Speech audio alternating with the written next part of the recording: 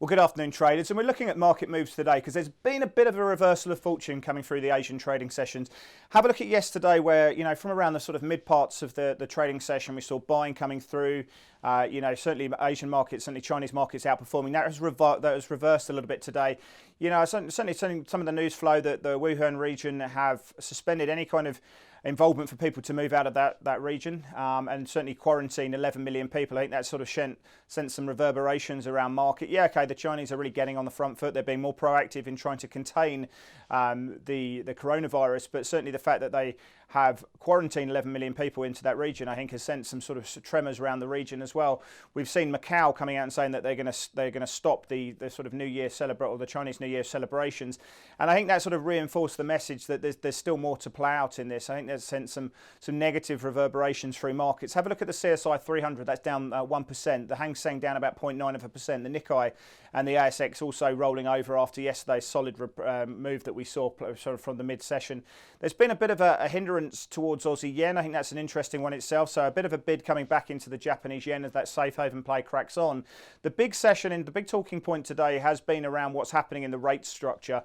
Bank of Canada, obviously overnight, giving us opening the door for a potential rate cut coming through.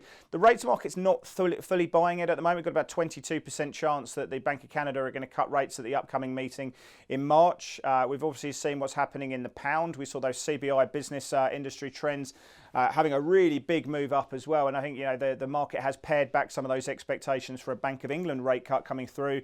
That suddenly sits around 55%. My own personal view is that the Bank of England will not cut rates at the upcoming meeting. I think there will be a dovish hold, but pound's seen a big move up, and there's been a bit of a kickback playing through today in Asia trade.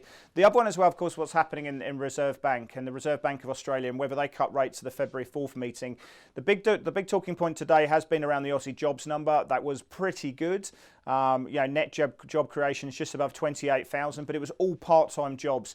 Full-time jobs actually lost 300, so that took a lot of the gloss off there. But the unemployment rate is the one that the Reserve Bank look at most closely, and that dropped from 5.2 down to 5.1%. There's no surprise then that we have seen some good buying coming through, some short covering coming through in the Aussie dollar. We've seen Aussie dollar going up against the US dollar up into 68.79. Aussie yen up 0.2%. Most of the gains in the Aussie up against the CAD. Won't surprise necessarily when the central bank has taken a more dovish turn. The ASX falling on the back of the idea that there's less scope for the Reserve Bank to cut rates at the February meeting. That implied probability of a rate cut has fallen from around 60% down to 22%. So it looks on balance, unless we get a terrible CPI number next week, the Reserve Bank will probably keep their powder dry at the meeting. I think some of that rate pricing coming out there.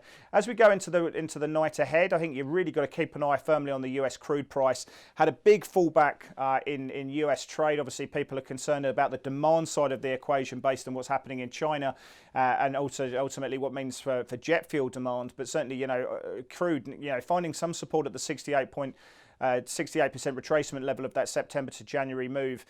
We have also seen the API numbers coming out with a 1.6 million build. That plays obviously into tonight's Department of Energy number, and I think the market's there looking for 300,000 barrels or so. So people are obviously positioned now for a bigger build based on the API number.